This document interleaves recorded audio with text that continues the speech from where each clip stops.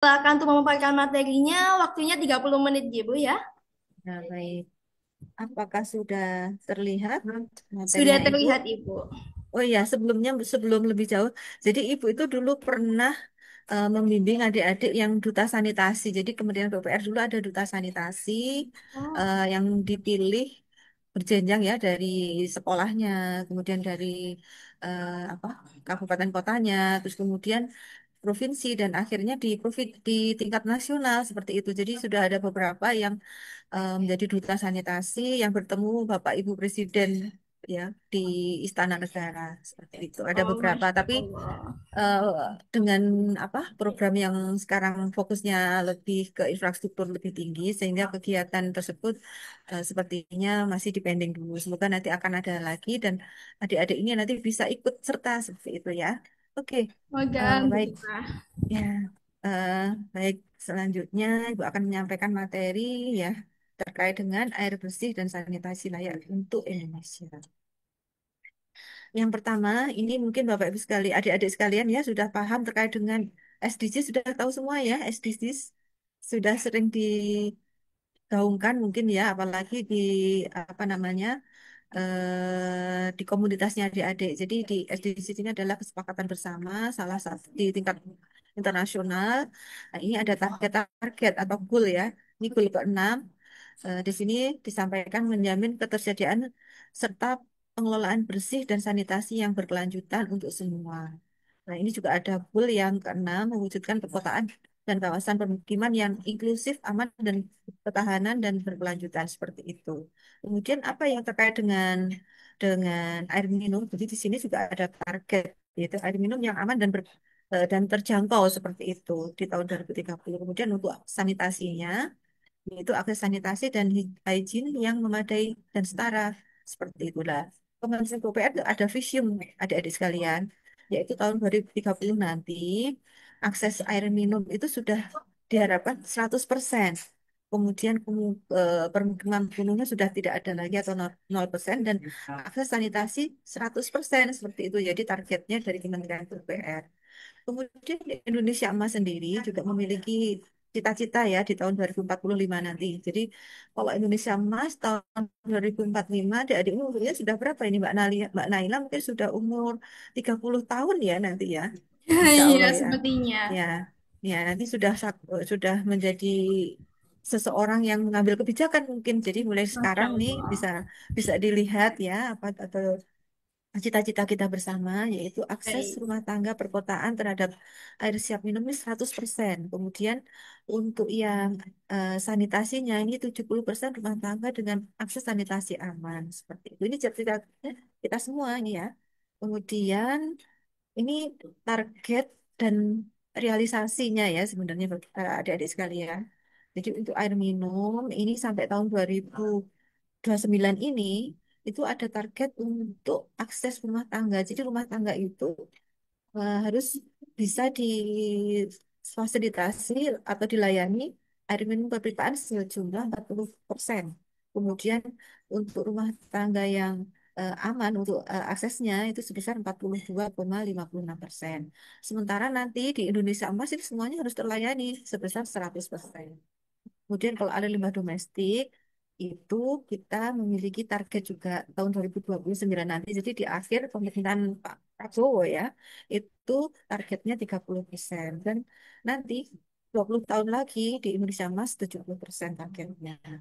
Kemudian persampahan, jadi sanitasi itu kalau di Kementerian PU itu yang dibicarakan tidak hanya air limbah domestik saja, tapi juga untuk persampahan ya. Jadi persampahan kita juga punya target tahun 2029 nanti 38% masyarakat bisa terlayani.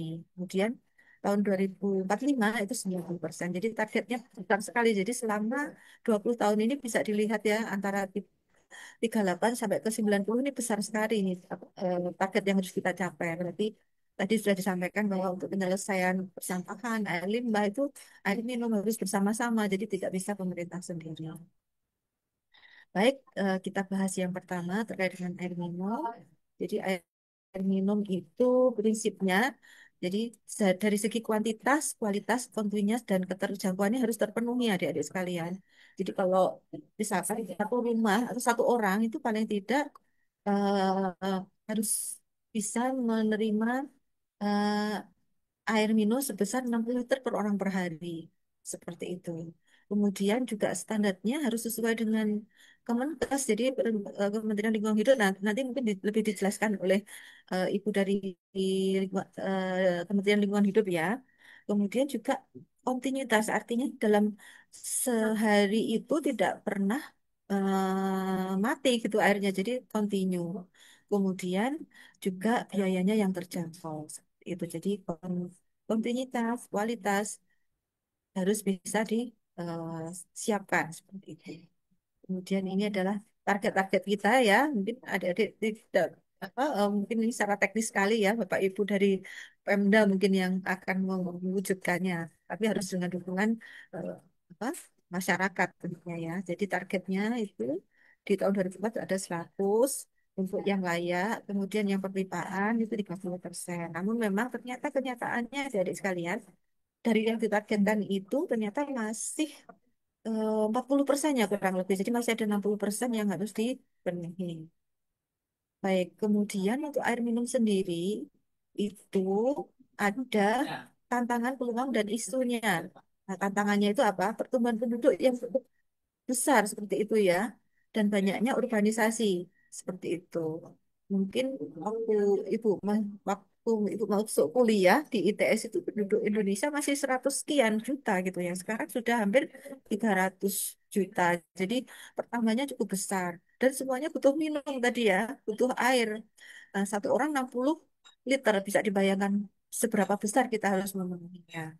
Kemudian terkait dengan kewilayahan, kemudian regulasi keaturan, kemudian pemerintah terkait dengan perekonomian dan adanya pencemaran lingkungan. Pencemaran lingkungan ini pastinya menjadi beban pada PDAM kalau kita tidak bisa menjaga lingkungan kita, kemudian pencemaran di mana-mana gimana? PDAM pasti berat ya untuk mengolah air minumnya seperti itu. Namun juga ada peluangnya adik-adik sekalian. Jadi keterpaduan pembangunan berbasis penata ruang. Jadi kan sudah ada perencanaan-perencanaan yang dilakukan oleh Bapak Ibu di pemerintahan ya. Kemudian juga ada partisipasi badan usaha swasta dan lain sebagainya. Seperti CSR itu kan juga memberikan bantuan ya kepada kegiatan penyediaan air minum. Kemudian juga pembangunan infrastruktur berbasis masyarakat. Artinya apa ini? Jadi pembangunan itu tidak hanya dilakukan pemerintah sendiri, tapi juga ada masyarakat yang ikut serta. Seperti itu. Namun terkait dengan penyediaan air minum juga ada isu strategisnya adik-adik, yaitu cakupan pelayanan yang masih rendah seperti itu ya dari target-target tadi. Kemudian permasalahan teknis operasional. Jadi air minum itu ada yang hilang gitu ya. Hilang itu artinya apa ya? Atau tidak tercatat atau mungkin dari produksi sampai ke masyarakat itu ada yang tidak sampai gitulah ya, gimana istilahnya ya, masih ada yang terbuang gitu. Kemudian juga ada permasalahan non teknis lain. Kemudian ini adalah amanat dan target RPJPN dan visi misi dari Pak Menteri dan Kementerian PU. Intinya dari sini itu kita bisa lihat bahwa sebenarnya kita ingin mencapai 51% untuk air siap minum perpipaan di perkotaan seperti itu. Kemudian untuk target tahun 2029 nanti itu seperti apa strateginya untuk mencapai yang pertama yaitu kebijakan dan peraturan dan kelembagaan. Jadi kelembagaannya perlu diperkuat. Kemudian pemerintah juga mengeluarkan kebijakan dan peraturan-peraturan. Kemudian penganggaran dan pendanaan. Sesuatu itu kan pasti butuh dana ya. Kalau kita pengen bangun pasti butuh dana. Ini pemerintah sedang menyediakan juga dananya. Seperti itu mesti kondisinya terbatas mungkin ya. Seperti itu. Kemudian pengawasan kualitas air minum. Jadi air minum yang sudah diolah itu perlu diawasi apakah masih sesuai yang direncanakan. Ini perannya dari Kementerian Kesehatan atau Dinas Lingkungan Hidup. Maaf, Lingkungan Hidup ya, seperti itu. Kemudian juga infrastruktur, teknologi, dan penguatan kapasitas. Jadi penguatan kapasitas itu perlu ditingkatkan supaya lebih handal dalam mengelola sarana yang sudah tersedia dan merencanakannya untuk depannya. Kemudian juga perlu ada perubahan perilaku dan penciptaan kebutuhan seperti itu ya. Jadi kita mungkin harus hemat air seperti itu ada. Kemudian selanjutnya ini adalah kegiatan-kegiatan yang akan dilakukan. Mungkin adik-adik cukup cukup ini ya, cukup rinci nanti mungkin bisa lebih detail lagi bisa diskusi gitu ya. Jadi peningkatan cakupan pelayanan dan penggunaan standar kualitas air minum. Jadi layanannya itu akan diperluas seperti itu ya. Mungkin yang dulunya tidak mendapatkan layanan menjadi mendapatkan layanan. Kemudian juga perlu ada peningkatan kapasitas, kemampuan pendanaan, dan komitmen stakeholder dalam penyelenggaraan spam. Ini juga perlu ditingkatkan. Baik, itu tadi untuk yang air minum. Sekarang yang air limbah ada di sekalian. Jadi ini kita, ya Ibu ingin menunjukkan bahwa sebenarnya pengelolaan air limbah itu kita sudah bergerak loh ya. Yang dulu itu apa namanya BABS ya seperti ini ya di tempat terbuka seperti itu. Lama-lama malu. Nah, ditutup ini BABS-nya ditutup. Tapi masih meskipun ditutup ternyata air limbahnya masuk ke sungai, ke tanah dan sebagainya. Ya ini agak malu. Lah, akhirnya juga berkembang lagi akses yang belum layak meskipun apa sudah ada tempatnya tapi ternyata masih belum belum bisa dikatakan menahan kontaminan ke lingkungan kita seperti itu. Kemudian yang ini adalah akses layak berarti sudah dibangun dengan baik jadi ini sudah kedap air tidak kemana-mana gitu ya sudah dilokalisir. Kemudian yang berikutnya yaitu akses aman. Akses aman itu artinya penggunaan fasilitas sanitasi layak itu ya tidak sering dengan rumah tangga lain di mana telah dilakukan pengolahan tinja lanjutan secara aman yaitu di IPLT. Bapak adik-adik ini sudah pernah dengar IPLT? Instalasi pengolahan lumpur tinja? Ya. Saya sendiri belum, Ibu. Oh, yang mungkin bisa main nanti ya ke IPLT di Surabaya juga ada. Jadi seperti itu. Jadi kalau air limbah kita yang di rumah, yang lumpurnya itu dibawa ke IPLT, artinya itu aksesnya sudah aman seperti itu. Tapi kalau masih belum diambil itu masih masih layak ya seperti itu. Kemudian ini Ibu ingin menunjukkan adik-adik sekalian terkait dengan runutan ya, tahapan-tahapan air limbah kita sampai ke akhirnya dari hulu ke hilir. Hulu artinya air limbah itu diproduksi di rumah kita, ya, di rumah-rumah. Kemudian nanti akhirnya di pengolahan akhirnya seperti itu. Di sini ada dua macam. Yang satu sistem pengolahan air limbah domestik setempat dan yang terpusat. Nah, bedanya apa? Yang setempat itu artinya air limbah kita itu diolah di rumah kita sendiri. Jadi kalau yang di rumahnya ada septic tank itu artinya pengolahan air limbah setempat. Tapi kalau yang air apa di rumahnya pengolahan air limbahnya itu dikumpulkan oleh pipa kemudian sampai ke instalasi pengolah air limbah itu namanya terpusat. Jadi air limbah itu dibawa oleh pipa menuju ke pengolahan seperti itu ya. Ya, ini contohnya. Jadi yang tempat ini sudah ada apa septic tank di rumahnya masing-masing, bisa komunal, bisa sendiri atau MCK seperti itu. Nah, setelah nanti 2 sampai 5 tahun itu nanti lumpur tinjanya perlu dibawa ke IPLT oleh tertinja itu namanya yang setempat. Jadi tidak berhenti di rumah kita. Jadi nanti adik-adik bisa mengingatkan ke orang tua ditanyakan apakah septic tanknya sudah pernah disedot belum gitu ya. Kalau belum itu artinya masih aksesnya masih layak, belum aman gitu ya karena apa, lumpur tinja itu perlu diolah seperti itu di instalasi pengolahan lumpur tinja. Seperti itu ya. Jadi kalau yang terpusat ini air limbahnya tiap hari langsung dialirkan ke menuju instalasi pengolahan air limbah. Seperti itu. Jadi penanganan lumpurnya ya di IPAL itu seperti itu adik-adik. Seandainya belum ada, boleh ini air apa lumpur tinjanya dibawa ke IRT. Sudah paham ya? Ini gambarannya ya, ada septic tank, ada yang menggunakan pipa. Kemudian ini targetnya adik-adik sekalian, mungkin terlalu ini ya, nanti tugasnya Bapak Ibu dari Pemda, dari pemerintah ini yang mewujudkannya dan didukung adik-adik yang mensosialisasikan. Jadi target target di tahun 2029 nanti itu akses aman tadi, akses yang sudah di apa sudah di apa, lumpur tinjanya dari rumah-rumah itu yang dibawa ke IPLT ini sudah 30% termasuk di dalamnya. Ini ya, yang semua di S tadi sudah 25%. Kemudian yang SPADT yang tadi dengan perpipaan itu 4% dan yang berbasis masyarakat 1%. Jadi kalau di total 30%. Baik, kemudian apa faktor kunci penanganan sanitasi yang berkelanjutan? Tentunya adanya pemicuan skala prioritas untuk mendorong peningkatan demand seperti itu ya. Kemudian sinergi dan kolaborasi tadi sudah disampaikan, adik-adik sampaikan perlu kolaborasi ya, tidak bisa pemerintah sendiri semua tanggung jawab pemerintah. Ternyata ini perlu sinergi dan kolaborasi. Contohnya kegiatan kita hari ini sosialisasi supaya adik-adik tahu dan apa yang harus dilakukan terkait pengelolaan air limbah dan sampah maupun air minum. Kemudian pembagian peran. Jadi eh, karena bersama-sama tidak bisa semuanya satu ini ya, satu tugas gitu ya. Pemerintah pusat mungkin menyediakan peraturan seperti itu. Kemudian bantuan-bantuan. Kemudian pemerintah daerah nanti melakukan perencanaan di wilayahnya dia sendiri. Kemudian masyarakat juga harus bertanggung jawab dan mau ikut serta dalam pengelolaan air limbah. Dan mungkin badan usaha juga bisa mendukung seperti itu. Juga perlu adanya misalnya regulator dan operator. Kemudian juga ada komitmen Pak Bupati, Wali Kota seperti itu ya Pak Presiden untuk terwujudnya sanitasi yang layak dan berkelanjutan ini. Berarti harus menyediakan dana, kemudian juga fasilitas-fasilitas yang lainnya.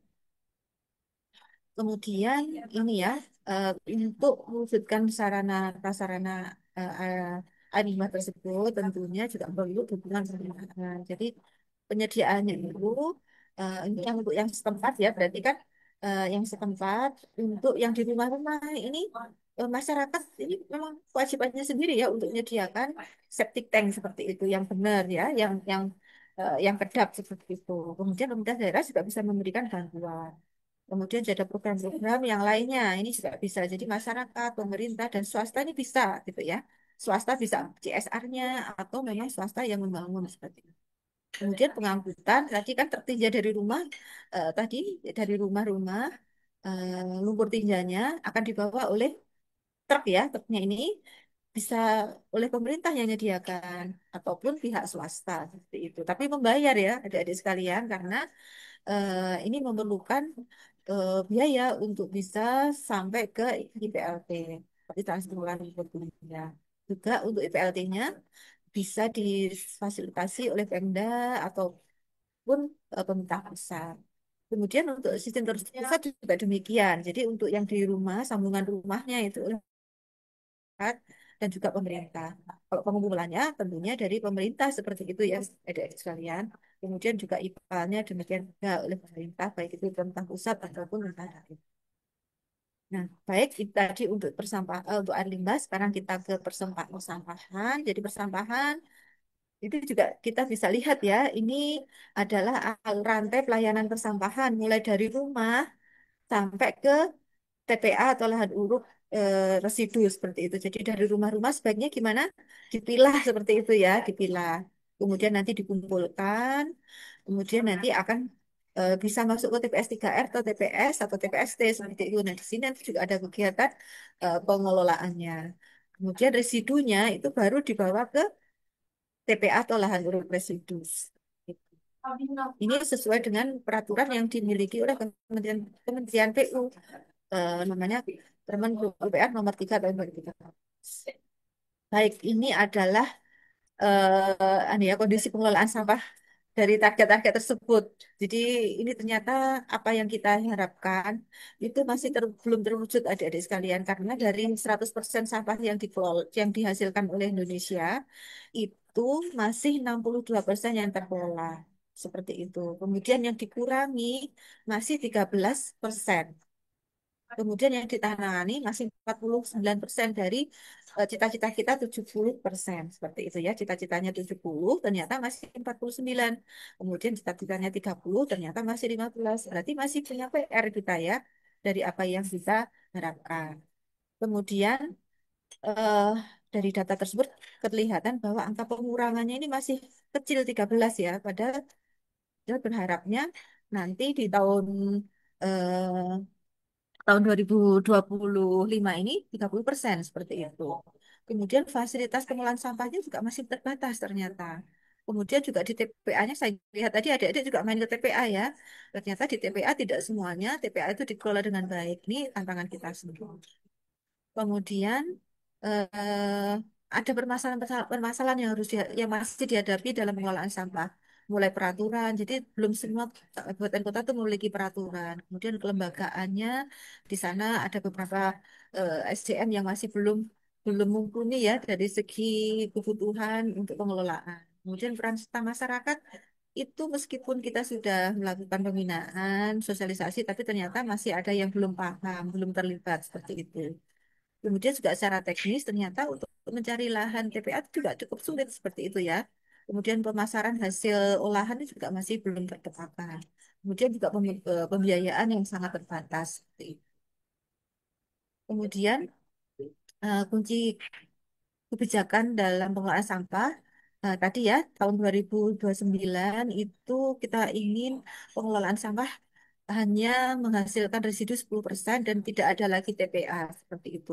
Kemudian pengurangan dan pemilahan dari sumber ini diharapkan bisa dilakukan oleh kita semua seperti itu. Kemudian juga tata kelola pengelolaan dari bersampah ini juga kita harapkan bisa meningkat seperti itu.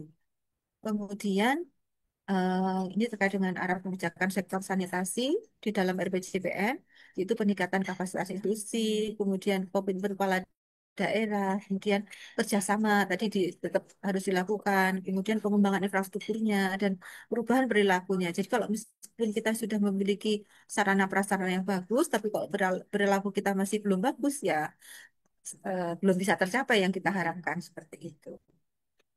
Kemudian ini adalah potensi pendanaan. Jadi dana itu bisa dari pemerintah daerah, pemerintah pusat, masyarakat atau swasta ya untuk setiap tahapan yang tadi ya. Nah, namun khusus untuk yang mulai setelah pengumpulan ini dilakukan oleh pemerintah seperti itu maupun swasta dan mungkin bisa bekerjasama dengan pihak yang lain. Kemudian untuk fasilitas penanganan, ini ada kegiatan fisik maupun non fisik ya. Kalau fisik berarti menjadikan sarana prasarana. Kalau non fisik itu berupa standar, norma, kemudian perencanaan, seperti atau peraturan-peraturan. Kemudian adik-adik sekalian, jadi untuk membangun kabupaten kota itu harus menyiapkan readiness kriteria. Jadi tidak asal bangun kalau minta langsung dikasih enggak, tapi ada syarat-syaratnya seperti itu ya, syarat-syaratnya yang harus disiapkan oleh kepala daerah dan jajarannya terkait dengan surat usulan, kemudian dokumen lingkungan, yang sesuai dengan RT RW, kemudian perencanaan, lahannya, kemudian visibility study-nya, serta MOU dengan operator. Ya, mungkin itu yang dapat saya sampaikan. Terima kasih, semoga bisa menambah wawasan untuk adik-adik sekalian. Saya kembalikan ke moderator. Baik, terima kasih banyak Ibu Ima atas materi yang disampaikan tadi sangat menginspirasi sekali. Saya akhirnya tahu nih ya. Saya akan membacakan sedikit rangkuman dari materi tersebut, di mana tentu adanya target di tahun 2045, yaitu yang paling menonjol menurut saya adalah 100% air minum yang aman bagi semuanya. Nah, air minum sendiri adanya tentunya ada kuantitas, kualitas, kontinuitas, dan keterjangkauan yang harus dipenuhi. Air minum sendiri untuk mencapai target tersebut pasti memiliki tantangan baik penduduk, urbanisasi, wilayah, regulasi pemerintahan atau pencemaran lingkungan yang sekarang lagi marak-maraknya ya. Lalu untuk target di tahun 2029 sendiri ada air minum yang aman 42 hingga 42,56% yang tentunya ada memiliki strategi-strateginya yaitu seperti pengawasan air minum, kebijakan, infrastruktur, anggaran, dan perubahan perilaku. Lalu juga tadi ada dibahas ya teman-teman tentang air limbah yang tahu kita sendiri tadi apa ya tentang jangkauannya dari hulu hingga hilir, dari rumah kita yang hulu ada dua pengolahan, dari septic tank lalu 5 tahun sekali akan dibawa ke pengolahan lumpur tinja, lalu ada juga pelayanan yang dibawa oleh pipa langsung ke IPAL.